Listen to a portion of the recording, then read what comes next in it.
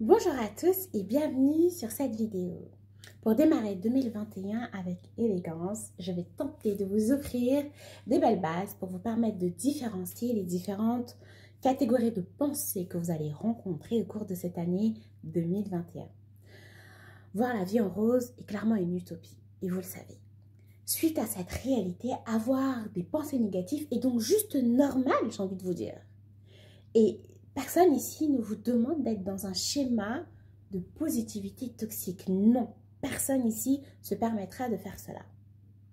Toutefois, la récurrence de certaines pensées négatives peuvent vous plonger dans un état psychologique jusqu'à même physiologique inconfortable qui peut même assombrir la qualité de votre vie. Les pensées négatives sont habituellement passagères, mais c'est leur répétition, leur accumulation qui sont néfastes. Les alimenter, les retenir, voire même les poursuivre diminue votre état de bien-être jusqu'à même cette qualité de vie dont je parle et rendre certaines relations très compliquées. Et là, je parle d'une relation primordiale, votre relation à vous avec vous-même, ou bien même votre relation à vous envers le monde extérieur, notamment différentes sphères, professionnelles comme personnelles. Même si les pensées négatives peuvent être perçues comme un mécanisme de protection qui vous prépare au mieux à affronter certaines situations, elles peuvent aussi vous mener à agir de manière compliquée alors que cela n'a absolument pas lieu d'être. Ou même stimuler la possibilité de jeter l'éponge alors que tout n'est pas perdu d'avance. Par exemple, vous créez des scénarios catastrophes. Vous interprétez le pire face à tout type de situation ou tout type de groupe de personnes. Et ça, dans toutes les sphères de votre vie ou dans certaines sphères de votre vie. La pensée négative fait parfois très mal et souvent elle vous conditionne et vous prépare à des comportements ou des décisions qui ne sont pas forcément les bonnes pour vous. Sachez que dans certains cas extrêmes, elles peuvent vous paralyser et même vous empêcher de vous réaliser à plein potentiel car le sujet est sous l'emprise de ces pensées négatives. Elles sont donc un frein à votre développement, que ce soit personnel, émotionnel et ou professionnel. Voici différentes souffrances ou troubles qui peuvent se manifester et qui peuvent aussi être stimulés par la pensée négative.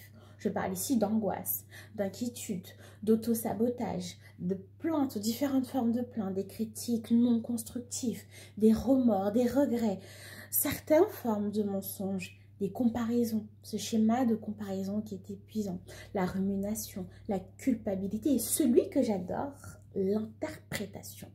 J'ai envie de vous expliquer un autre truc, un schéma physiologique. Notre corps libère des substances différentes selon nos émotions ressenties. Oui, des émotions positives ou négatives. Et chacune de ces réactions chimiques servent à créer un environnement différent dans le corps.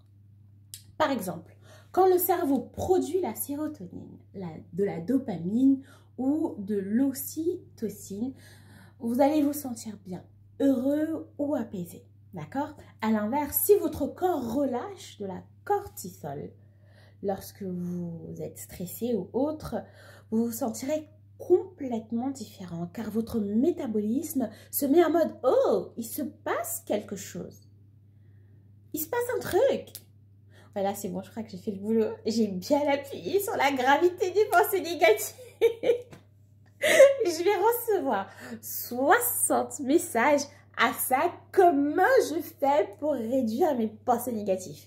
Tout est prêt. Je vous dis ça tout de suite. Déjà, la première étape va être de les reconnaître. Détecter l'apparition des pensées négatives pour pouvoir arrêter leur maturation.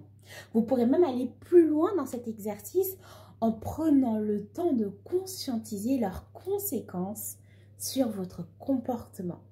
En fait, en fonction de votre état, cela va pouvoir paraître plus ou moins simple. Et là, comme je le dis jamais assez, si vous avez besoin d'aide, d'accompagnement ou autre, n'hésitez absolument pas, je reste à votre entière disposition dans la mesure du possible. Donc, décortiquez ces pensées négatives, bien sûr, sans leur accorder trop d'importance et y passer des heures, mais en tout cas, essayez de faire en sorte de faire la part des choses. Avec l'aide de la thérapie par l'écriture, répondez à une conclusion objective et bienveillante face à cette pensée négative. Sachez que j'accompagne très souvent de nombreux patients par la thérapie par l'écriture, donc je la recommande totalement et j'ai même envie de dire les yeux fermés. Sachez voir en tout cas ce qui est vrai, ce qui est faux dans votre pensée négative. Essayez de trouver qui a déclenché cette vision négative, d'où elle vient. Vous pourriez mieux vous détacher de cette vision en restant connecté à la réalité et aux éléments palpables et concrets de la situation ou de l'émotion. Stoppez ces réactions aux mécanismes dirigés par l'interprétation. S'entraîner à la gratitude pour briser votre tendance à voir tout en noir, faites l'exercice de l'attention chaque jour, histoire de relever les moments positifs pour lesquels vous êtes ou vous pouvez être reconnaissant. Au début, je sais, ça ne va pas être facile, car on parle ici de mécanismes, mais vous verrez avec le temps, vous y parviendrez avec de la pratique. Et pour ça, je vous fais totalement confiance. Si vous avez besoin, n'hésitez pas. Je suis là et Oumaima me retransmet tous vos messages. Évitez les déclencheurs aussi. C'est important. Quoi provoque ces pensées négatives? Des fois, c'est juste un élément. Il serait mieux de trouver pour arriver à les comprendre, pour mieux les éviter, ou en tout cas, le plus possible, le déclencheur. Il se peut que ça soit une relation, oui, toxique, ou une situation, un lieu, une expérience, une vision sur une situation mal vécue. Chacun a son histoire sur ça et je respecte l'expérience de chacun, d'accord? Peut-être vous ne pouvez pas les éliminer facilement et totalement, ce déclencheur, mais en tout cas, vous pourriez mieux vous préparer à y faire face. Et dans la mesure du possible, remplacez-les par d'autres émotions qui peuvent être intéressantes pour vous, qui peuvent vous apaiser.